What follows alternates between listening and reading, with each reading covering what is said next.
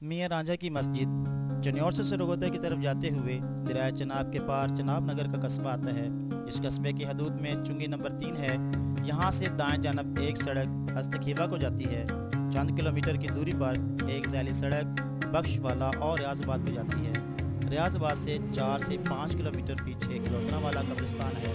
इस कब्रिस्तान से चंद मीटर पीछे एक धारी है जो पंज पीर के नाम से मौसूम है।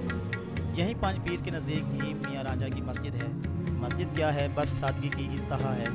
पहाड़ी पत्थरों का एक ढेर है जो तकरीबन 5 फीट ज़मीन से बुलंद है, जिस पर मियाँ रांझा ने रब्बे वाहिदुल शरीक की बंदगी की। यूँ तो पत्थरों के ऐसे ढेर कई जगह पर हैं, लेकिन ये ढेर सदियों गुजरने के बावजूद लोगों के दिलो दिमाग में इसलिए महफूज और काबिल एहतराम है कि यहाँ अल्लाह की बंदगी में सजदे हुए। लोक रिवायत के मुताबिक रांझा जब तक हज़ारा से झंग जाने लगा। हीर रांझे का इश्क का किस्सा पंजाबी लोक अदब का मशहूर और मारूफ किस्सा है। कोई मेला ठेला या गांव की बैठक ऐसी नहीं जहां यह किस्सा ना गाया जाता हो। हीर का ताल्लुक झंग के सियाल ख़ानदान से था, जो कि झंग का हुक्मरान था, जबकि रांझा तख्त हज़ारा के जाटों के गोत रांझा से ताल्लुक़ रखता था। हीर बहुत ही हसीन और जमील थी। इसके हुस्न और जमाल के चर्चे चार दांग आलम फैले हुए थे। रांझा जो कि खुद भी मर्दाना हुस्न का नमूना था, हीर के हुस्न की शोहरत से मुतासिर होकर इसके तसव्वुराती इश्क में मुब्तला हो गया और इसके ख्यालों में मगन रहने लगा।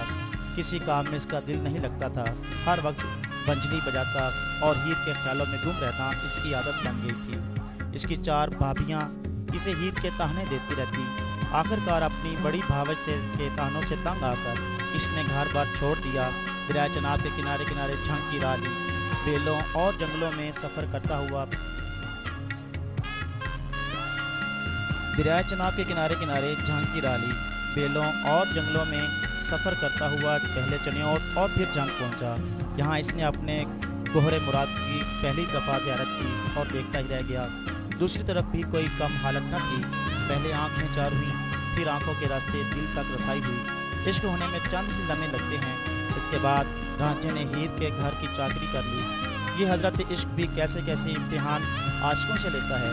कहाँ एक ज़मींदार ख़ानदान का लड़का और कहाँ दूसरे ज़मींदार की नौकरी, वो भी भैंसें चराने।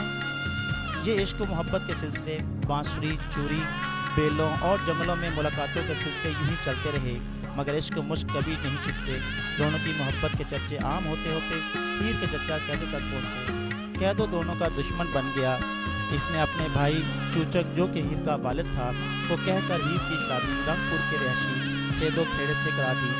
हीर डोली में बैठकर इधर रांझा टिब्बा जोगियाँ के जोगी बालनाथ से जोग लेता है। कानों में बालियाँ, गले में मनकों की माला और हाथों में गदा कासा लिए रंगपुर पहुँच जाता है और हीर के घर के सामने डेरा डाल लेता है। यहाँ रंगपुर में हीर की नंद सहती इनकी मामन बनती है, जो बलोच मुराद से प्यार करती है। इनके दामन से हीर रांझे की मुलाकातें होती हैं। आखिरकार सहती मुराद के साथ और हीर रांझे के साथ भाग जाती है। जब खेड़ों और सियालों को खबर होती है तो वो इनके पीछे जाते हैं और हीर और रांझे को कत्ल कर देते हैं। बाज़ शायर कहते हैं कि सिर्फ रांझे को कत्ल कर दिया। हीर का मिज़ार झंग में मौजूद है, जबकि रांझे का मिज़ार का कोई इल्म नहीं। बाज़ लोग कहते हैं कि दोनों एक ही कब्र में दफन हैं। हीर रांझा का किस्सा कई शायरों ने नज़म किया है। इनमें सबसे ज़्यादा मशहूर सैयद वारिस शाह की हीर है। वारिस शाह के अलावा हिंदू शायर दामोदर ने भी ये किस्सा नज़म किया है, जबकि फ़ारसी ज़ुबान में इसे सईद सईदी ने नज़म किया है और हिंदी में हिम्मत खान ने। अहले तहकीक के नज़दीक हीर रांझे का ये इश्क का किस्सा मनगढ़ंत, बेबुनियाद और किस्सा गो शायरों की कारस्तानी है।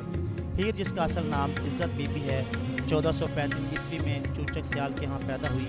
चूचक, जो कि मखदूम सैयद अहमद कबीर सानी का मुरीद था, औलाद की नेमत से महरूम था। एक दिन अपने पीर व मुर्शिद से अर्ज़ करने लगा, हज़रत दुआ करें कि अल्लाह औलाद नेमत अता फरमाए। हज़रत मखदूम ने फरमाया, तुमको औलाद नरीना तो नहीं होगी, अलबत्ता एक बेटी होगी जो नेक और सालेह होगी। आप ही ने इस बच्ची का नाम इज़्ज़त बीबी तजवीज़ फरमाया।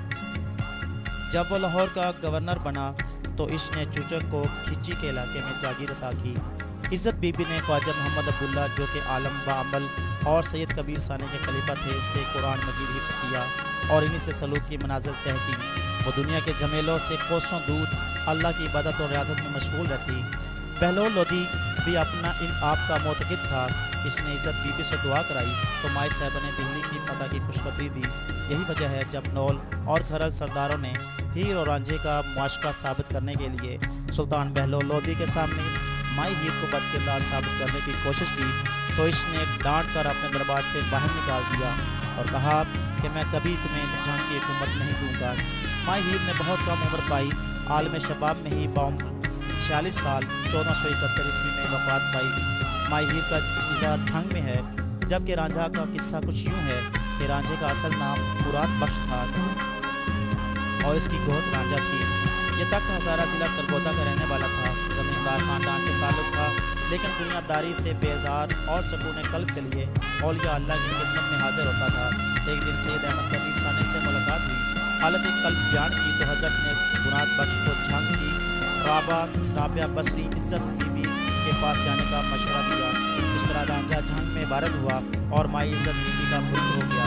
دراصل سیالوں سے پہلے نول قوم جھنگ کی حکمران تھی اور ان کی پشت پناہی کمالیہ کے کھرل کر رہے تھے۔ جب سیالوں کو حکمرانی ملی تو یہ دونوں قبائل ان کے دشمن بن گئے اور انہوں نے ہی یہ قصہ اپنے حزب کو شاعروں اور بھانڈوں سے گوایا تاکہ سیالوں کو بدنام کیا جا سکے۔ ان اہل تحقیق میں ڈاکٹر محمد باقر ہیں، جن کی کتاب پنجابی قصے فارسی زبان میں، اور پروفیسر اختر علی مدنی صاحب ہیں، جنہوں نے PhD کے